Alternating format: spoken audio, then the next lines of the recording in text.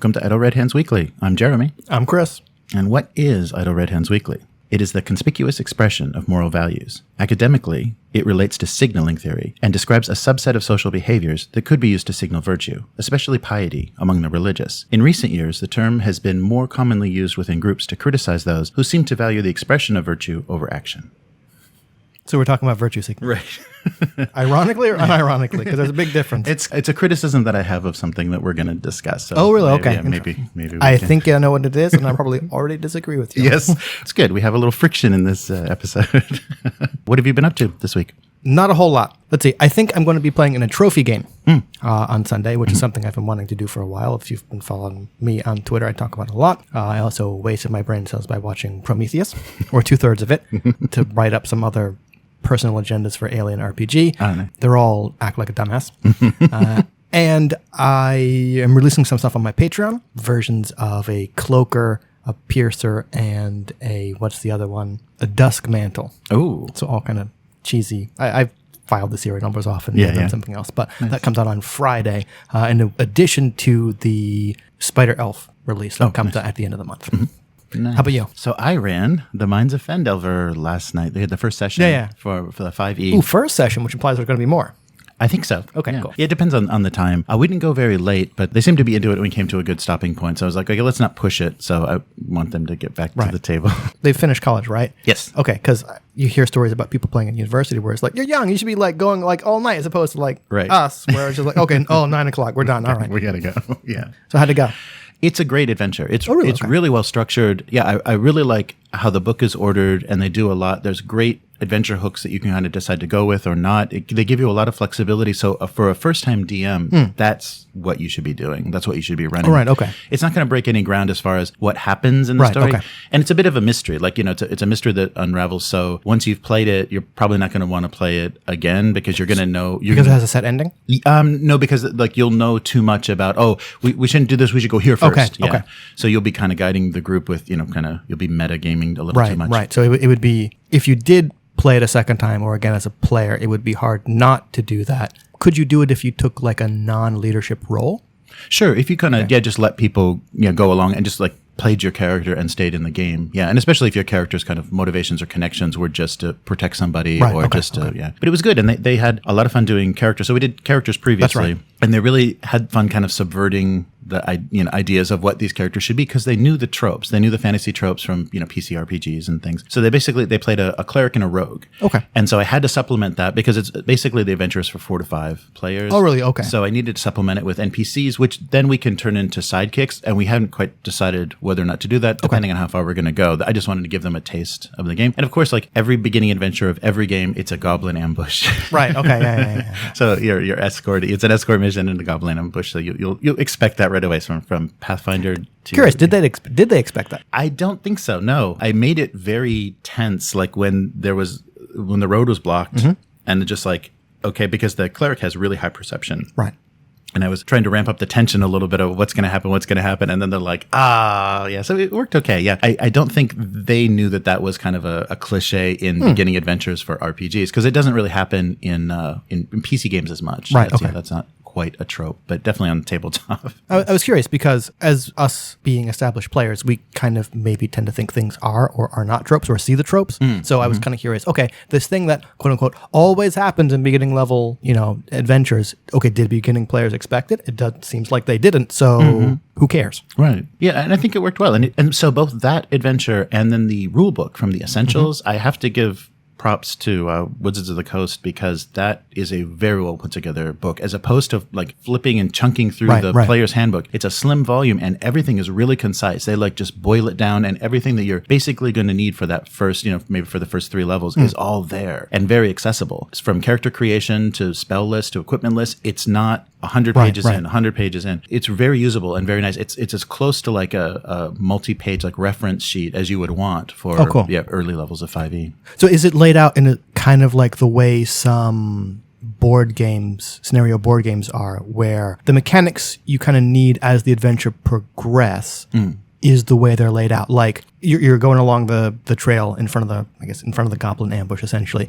Did they put the perception rules and kind of skill check things at the beginning as you would encounter them based on what your players do. I worded that poorly, but you know what I mean. Yeah, in the adventure they did. Okay. Yeah, so in the rulebook itself, it's just a very condensed version of everything you need to know. So you read through that, whatever, 40, 50 pages, and that's basically, you're pretty well educated in what to do. And you don't really have to, because there's still spell lists and things that you may not have to refer to. So again, like 10 pages of it is really kind of the important stuff. Yes. But for the DM sections in the Mines of Phandelver adventure, they do that. This will be your first combat. This will be the first perception. This will be, you'll need to roll this versus this. Okay. If he's getting away, you're going to have to, if they want to stop him, they have to do this. So they walk you through. So I think for a beginning DM, things are really going to click, because they do a nice job of kind of teaching. The thing that's coming to mind is the Starship Troopers board game, not the original Avalon Hill one with the skinnies and the bug burrows, which I actually have, but then the one that came out after the movie.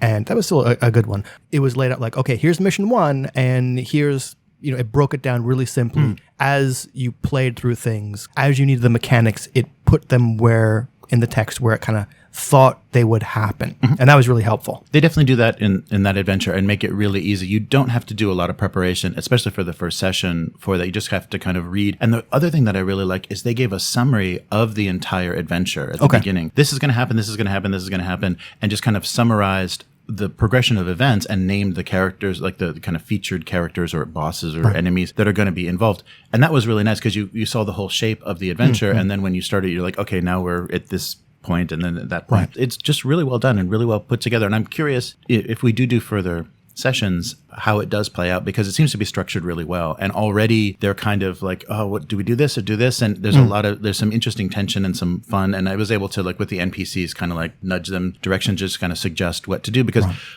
it's the first time they play, they're overthinking a lot of stuff. Yeah. How did they do role play wise? Because I think on a previous episode we had kind of wondered if Critical Role was kind of their entry point to the hobby. That has pretty high production values, and people do voices and stuff, and they're professional voice actors. Did your players think that had to be a part of it, and kind of how did they take to role playing? It was interesting. I asked them about that. Do it however you want to do, explain what your character does, or just use your voice as your character, or, do a voice, like give them an accent, give them some mannerisms. Right. Their experience with Critical Role, funny enough, because my daughter's an illustrator, is only fan art for Critical Role. So I guess a lot of illustrators get a lot of work or a lot of attention by posting fan art of the characters from these podcast series. Yeah, they do, yeah. But she herself hadn't listened to any of it. So, but I did explain to them kind of what we had talked about, that don't be too overwhelmed by the fact that these are voice actors. These may not even really be people that are that into Dungeons and Dragons. These are professional voice actors that want to make an entertaining podcast, and you don't have to do that. Play it however you want. Right. And I did use kind of your mechanic of, so that I know you're asking me a question and it's not your character, please, like, give me some kind of sign, like raise your hand or touch your forehead, so that I know you're not in character when you're saying something. And that worked really well. So that they were able to kind of stay in the situation and kind of switch back and forth. Right. Or I always try and use that rule and never stick with it. Yeah, some things get too urgent. Yeah, put that into the next generation of role players. Do this so we know whether you're in character or out of character. Right. Yeah. I was really impressed because I didn't know what to expect. We unboxed the starter set and the essentials, but hadn't played them. And so playing, and it's a combination. So the Mines of Phandelver is from the starter set with pre-gen characters, and then the essentials rulebook is a much better version because they don't have character creation, and they basically really, really dumb down the original starter set rulebook. What is a spell? How do I move? It's like, it's a little bit too elementary, I think, and it's not very useful while you're playing. It may be like a nice introductory pamphlet to what this game is and what you will be doing. But as far as in-game, you'll never refer to it because it's just so generic. There's not actual. It doesn't answer rules questions. Yes, you're not gonna be checking rules in that particular book. But the Essentials Kit book is really nice, so I have to definitely give them. And also, so then the campaign book that comes in the Essentials continues using that whole area and using Phandelver as the kind of place where you get further missions and quests. Oh, kind of like your base of operations. Yeah, that makes it a hub, an adventure hub. Oh, cool. And so, if they like that area, or if they actually just kind of want to bail on that first adventure, there's other adventure hooks you can pick up with them, and it's going to keep everything on that map in that area. So there's a lot to do. I mean, it gives characters, I'm not sure kind of what the level range is, but I could imagine getting to 5th, 6th level easily in that area. Yeah, with what I've seen so far. That sounds really good. Something that happened. There was a happening. Yeah, I kind of referred to in our in the opening of this episode is Monty Cooke Games released a PDF called Consent in Gaming, and basically it's talking about some of the things that we've talked about before, how to handle, uncomfortable situations, how to prepare a group for what kind of game they're going to be playing, and then give them tools to stop or interrupt play, or just let people know I'm not comfortable with what we're doing, and I'm going to have to call this off. And I think it even goes so far as leave. If it's too much, then leave. And I think it's a good thing, and it comes from a good place. Mm-hmm. Okay. But I can smell that butt a mile away. The critical me, the suspicious me, is saying, okay, Monty Cooke Games, okay, they have a Kickstarter out right now, so this is good promotion for them. It's Monty Cooke Games. They always have a Kickstarter. Well, that's right. They're perpetually Kickstarting. Yeah. This is good promotion, and that's why I referenced virtue signaling is. So why them? I mean, why did they feel that it was necessary above all the other and bigger, more established? I guess success-wise, they're pretty much out there. But why did they choose to do this? I mean, it is necessary, and I think individual cons should have, gaming conventions should have these types of things available because the good thing about this is it's in writing. You have, okay, we're going to go by this. This is what we do. This is the procedure. This is what I want you to understand in this gaming session, how we're going to disrupt. Well, I don't necessarily agree with your phrase, disrupt things, but okay. But yeah, I think a lot of it, when I read through it, I'm like, okay, I understand this and I understand like pointing to something. Mm-hmm. But for me, a lot of it is, this is good if you're all new to each other or playing at a con, playing with strangers. Right. I think this is very useful. I don't think most groups, and especially established groups, have any need for this because people basically are good. I keep going back to this, and they care about each other. They don't want to hurt each other. If they see somebody in distress, they don't pile on. I mean, on Twitter, maybe they do, or, in certain, comment sections, they may. People in real life, face to face, aren't malicious and trying to hurt each other. So these things with a group of people that want to continue to play and are having fun together, this will never come up. But it is a good thing to actually have in writing if you need to, someone that's new to the hobby or someone that is like strangely aggressive or has a different play style, to present this to them and say, you're kind of spoiling it for everybody. My reading through this, I just felt it's very anti-fun, a lot of what that is. If you're going to talk about, things that trigger you or experiences you've had that bring up uncomfortable situations, I don't see any better situation than dealing with that with a group of friends that care about you and like doing something uncomfortable and saying, oh, okay, wow. I mean, the world isn't so bad. I'm not alone in facing this, and dealing with some of those uncomfortable situations and seeing other people's expression of it or other people's management of it is a good thing and is a constructive thing. And I think that's one of the good functions of gaming groups. It does become a little therapeutic. Like people play tall characters, they play beautiful characters, they play intelligent characters opposite of what they are in real life. And that is empowering. Collecting my thoughts. I totally understand what you're saying. And I think I do agree that ultimately people are good, especially people you're going to choose to play a game with, assuming that you're friends. Because I don't know how common it is, but I tend to think it's not that common, where the people we play with here, generally we were friends first, or we became friends because of the game. So we don't have the situation where we're gaming with strangers or we're gaming with people who we just game with and kind of aren't friends with. So yes, I absolutely see these tools being used maybe more in those situations. I disagree that groups who are friends will not also need these. And again, I'm thinking of myself and that thing I brought up before during Monster Hearts. And I was thinking of a second time in the game we were playing together where, well, I'll preface this by saying, I don't think role-playing games are a solution to therapy. However, I do agree they can be therapeutic. I think there's a distinction there. And I agree that, yes, friends who care about you, you can talk about them with stuff you might be going through. However, there might be stuff you don't particularly want to talk about. And you can't always predict how you're going to react to stuff that comes up during game. So I do think that that's what these tools are for. Like, you always kind of have the lines and veils, what's on the table, what's off the table, prior to any game starting. Eventually, if you play with people long enough, you might just learn to know what those things are. However, if they don't come up, you're not going to know about them, so you have to have that discussion first. But yes, sometimes stuff comes up during the game that you can't anticipate a reaction to. Like in last year's Monster Hearts campaign that we were all playing with, you were playing the Hollow. And stuff happened in-game, and I think your character, it was either your character or Jamie's character, ended up getting put into a brand new body. Yes. Right. And I was going through some stuff at the time where, I'll be honest, I'd love a new body personally. And at the time, I was kind of, it didn't really hit me until after the game where I'm kind of like, oh, that kind of, it wasn't uncomfortable, but it could have gotten to the point where I didn't want to deal with that in game. And I'm explaining it very poorly. Like it wasn't, but it could have been. And it, like I said, it kind of wasn't until after the session where I really went, yeah, it kind of bums me out. Given that, that is an example of why I think there needs to be safety tools at the table, irregardless of who you are playing with and how long you've been playing with people. Just to kind of take care of those emergency situations.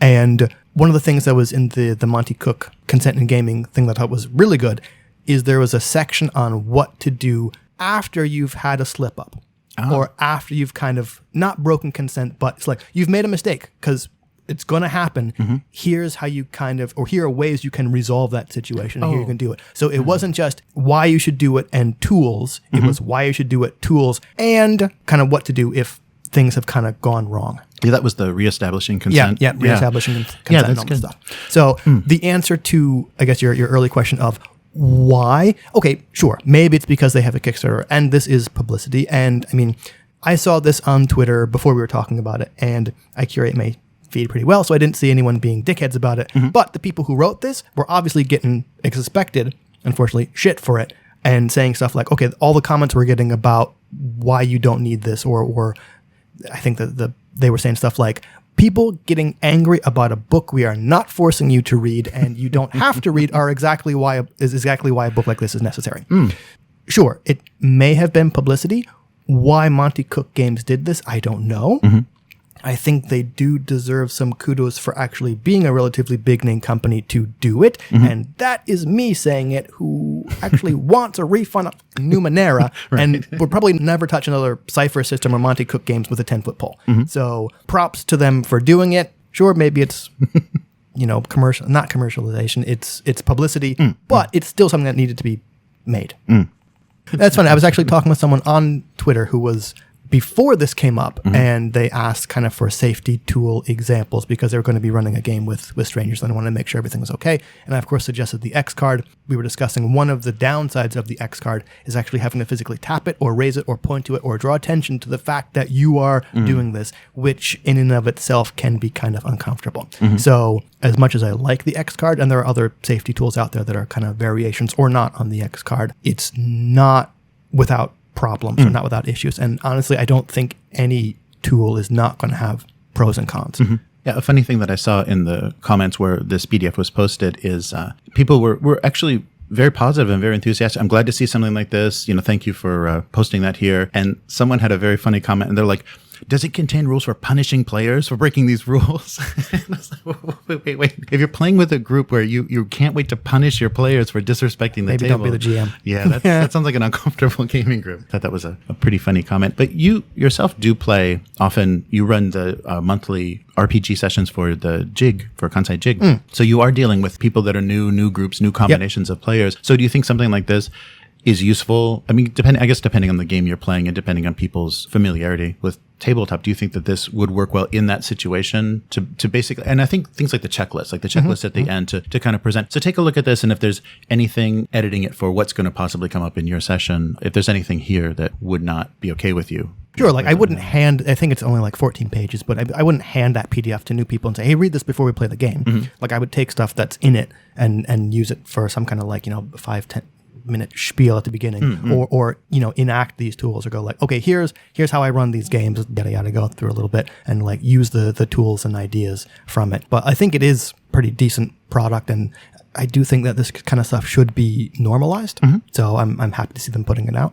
Yeah, and I'm surprised something like this, we don't have examples of this from different gaming conventions, because it seems we might actually, not that I go to that many conventions, but it does seem like an increasing number of conventions are using things like this at their table. Well, that's good. Yeah, so I thought it was worth bringing up, and I was hoping that your dislike of Monty Cooke Games would get you on my side.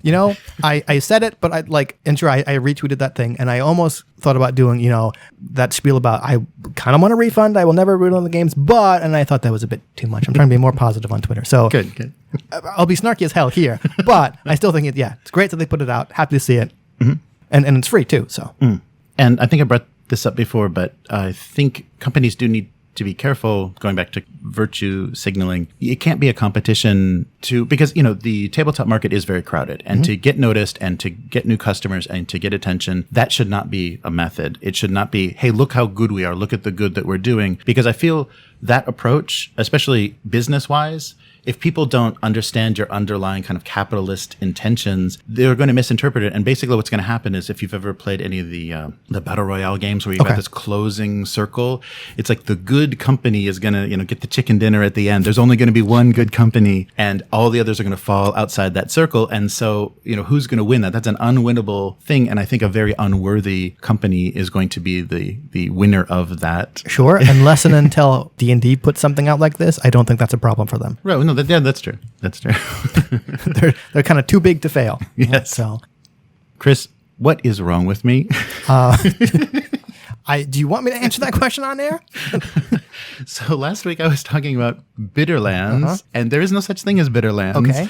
I don't know. I think I misread because I saw a mock-up of the book cover, and I think I misread that or something, but it's Bitter Reach. Bitter Reach. Yeah, Bitter Reach. And because as I was saying Bitterlands, I'm like, that's a terrible name. And especially if it's I thought it was a play on Forbidden Lands, and then you're doing Bitterlands. Yeah, okay. And maybe that's why it stuck in my head, but I apologize for being so misleading, and I have to actually maybe edit that out of our hashtags and things. We actually edit stuff. Okay. But it's not Bitterlands. Forbidden Lands, Bitterlands. It's Bitter Reach. So the Bitter Reach Kickstarter launched on September 11th, and it's a huge expansion, like more than 200 pages for Forbidden Lands, and it's going to send you kind of to the icy north across the mountains. So there's new rules, new monsters, and encounters, and a completely new campaign, The Wake of the Winter King. So this is everything taking place north of the Ravenlands. So the Ravenlands was the original setting for Forbidden Lands. Have a lot of corvids in it? Probably. Okay. And this is going to be, what they're going to do is also do a reprint of the original core box, because it's completely sold out. If you want to play Forbidden Lands, PDF only at this point. Right. So they're going to do those nice leatherette, embossed, beautiful books they did, and they're going to include some additional art and also the errata that we talked about. Right. So the rule clarifications and kind of changes that they needed from the previous edition. So that's all available on the Kickstarter. And so basically with this Kickstarter, you can catch up to everything, because they're offering everything from the last Kickstarter, including the new printing, plus all the dice and the cards and the GM screen. I do like catch-up Kickstarters or catch-up products, yeah. I think that helps a lot. And I think it's a good thing for them to be doing this, because Forbidden Lands has gotten so much attention and so much positive press. So to have a chance to catch up and get everything and bring that to your group is a good thing. So that's running for the next month. We'll put a link to that in the information for this episode, and so check that out if you're interested in catching up on Forbidden Lands. It's well worth it. And the product itself, the books are tiny. They're like A5, or they're smaller books. They're so nice. They're so well designed. And if you watch the unboxing we did, I had no idea what I was going to be looking at. Just saw the mock-ups on the Kickstarter and opened up the whoa. Yeah, it's pleasantly surprised. Yeah, it really nerds you out. And the pages are, kind of ivory off-white. Oh, nice. And they have a nice, everything has a nice look and feel to it. And it's great. They're going to include new art and kind of update things. So check that out. So I've been trying to stay off Kickstarter, even though some stuff I've been looking at. Something that I am excited about is a trophy incursion writing contest. Oh, nice. So Trophy is an RPG of tragic fantasy by Jesse Ross. That's the game I'm going to play in this Sunday. It's a collaborative storytelling game about a group of treasure hunters on a doomed expedition into a forest that does not want them there. The kind of basic idea is, as your characters progress deeper and deeper into the forest claims more and more of you and kind of tempts you with all this stuff. So you're treasure hunters, but you're probably not going to escape alive. Or if you are, you're going to be just horribly broken. So you kind of got to lean into that. Incursions are what they call their scenarios, and they're kind of structured in a specific way. And I should mention that the Trophy RPG rules are available in the Dark 2 Codex. That's the monthly gaming magazine put out by the Gauntlet. It's freely available. And it's also awesome that the creator put incursion creation rules in those rules. So they said, here's how I write an incursion, and kind of went through all the steps. So you actually have guidelines on how to write your own incursion, which I think is pretty cool. Which leads me to the incursion writing contest, which is currently running. You have to submit before midnight on October 6th. So you still have about solid 2 or 3 weeks to do it. Less than 3,000 words. Prizes. They're going to pick, not randomly, but they specifically say, don't put your name on it. because we're going to pick blind. First prize is $200 prize. Second, there's 2 second prizes, which are $50 each. If they choose to publish it, you still retain all rights to whatever you wrote, meaning you can publish it other places you want, and you're going to get paid 6 cents a word, which is kind of their standard for publishing. Everyone who enters also gets a pair of dice. 2 dark dice, unless you just submit something to get the prize or kind of send an obvious joke. But I think that's really cool. I'm going to maybe try and enter it. They said you don't have to stick to the default setting of a forest. You can kind of drift it to other places if you want. And you still kind of have to follow the structure. Otherwise, the game's not really going to work. I'm excited to try that, and I think other people should too. Yeah. I was also talking to the creator on Twitter, of course, and I said, wow, the trophy stuff looks really nice. What font did you lay everything on? And he goes, oh, it's all this brrr, and gave me like more information than I could have ever asked for. It's like, this is for the headline, this is for the whatever, this is for whatever. And yeah, I thought that was really cool. So if I actually do write something, maybe I'll lay it out so it looks real fancy and nice. But excellent. Yeah. Good. So we'll put a link for the contest and for the game itself and everything in the... I think they're going to do a Kickstarter, or they're gearing up for a Kickstarter soon. Okay. Because the game's a couple months old now. Other monthly magazines or other monthly issues of Codex have kind of regularly, since it came out, said, here's another incursion, here's another incursion. And some of them come with new backgrounds or character types, or kind of like new spells your character can use. So I think the Kickstarter version is maybe going to be an expanded one of that, or a collection of all the incursions. I mean, not the ones that get submitted to the contest, but just ones that they have already written. Nice. So a comment that we got on our YouTube, because we love them, page, yes, and surprisingly, we're surprisingly doing okay. YouTube is a pretty brutal place. I was just going to say, I almost never go there. We had a comment about, it was the final, they had watched the entire live stream, nice. It seems, and they were commenting on a call that I made during the Alien RPG session, and it was something that came up, and I'm blaming Lyle for this. I think it was Lyle that actually did this, and once I kind of, it clicked like how that's going to speed things up and how that might work, I was like, okay, let's do that. The comment from WT 2014 says, something I feel I need to mention, Alien is retro sci-fi. Nowhere in the movies do we see a ship's computer being able to detect life forms. A large part of the tension comes from only having a motion detector to give you warnings that something is in the area. So letting the players know exactly where the enemy is largely dissipates the suspense and removes any surprise. And that's very true. That's fair. Yeah. Having watched a bunch of them, the earlier trilogy, all you do have is that motion tracker. Maybe they can identify number of life forms, but not pinpoint location. It's not until like Prometheus that you get kind of like the pinpoint accuracy stuff, which is odd because it's supposed to be before Alien. Yeah, that's that same problem that like new Star Trek is having. Is like it's the screens and everything are amazing compared to and Star Wars as well. Yeah. No, so that's what I said. It's like I basically had to make that call, and after I did that, I really couldn't take it back. But for our limited time for our sessions, I thought to do like points of interest would be much more useful, because I don't think dungeon crawling that ship would have turned this into a 6 month campaign. Yeah. You can't. And so I tried to raise attention, and immediately I thought, that's also going to be good for a synthetic reveal. And neither of those things worked particularly well, because the players were calling bullshit the whole time on this. That's what it did, is it did undermine the horror and the tension, because you're not getting some alert of there's a life form and you're not consciously moving. You're like, here and here, where do we go? So it took away a lot of the atmosphere, and I don't think I would do that again, because I do think that the comment is correct. It's the retro sci-fi and that your limited resources and the tension of not having any control of what's going on, I think works really well. And then they did right after I confessed, it wasn't on a smart move. The commenter said every time that came up, he's yelling at the stream, "This is not Star Trek. What are you playing?" So we upset people, and I did say that the reason that I thought I could go with that was Prometheus. That 3D map and like how they were detecting things in the temple made me say, let's go with that, because I think that would work. So it's kind of in universe, but still at the same time, not great. So I'm still glad that people are paying attention to that playthrough, and I think because of the interest in that game, I think people have a lot of interest in that game, and I do respect Free League very much for not kickstarting that game. It's a great game. Yeah, just going straight, and that cinematic adventure is a really nice idea. I love that cinematic. Yeah. Like I said, I'm trying to come up with a way to kind of run a second session after the events in that first one shot I ran. Right. Interestingly enough, in my game, despite handing out the motion tracker, nobody used it. Wow. Nobody used the motion tracker. Yeah. What you said about, if you turn that game into a dungeon crawl, it'll take forever. It absolutely will. So I did something kind of you did, where it's like, okay, you want to go here to here. It'll kind of take you roughly this amount of time, give you a mobility roll. Nobody really seemed to care about being stealthy. And I also didn't introduce any antagonists until midway through.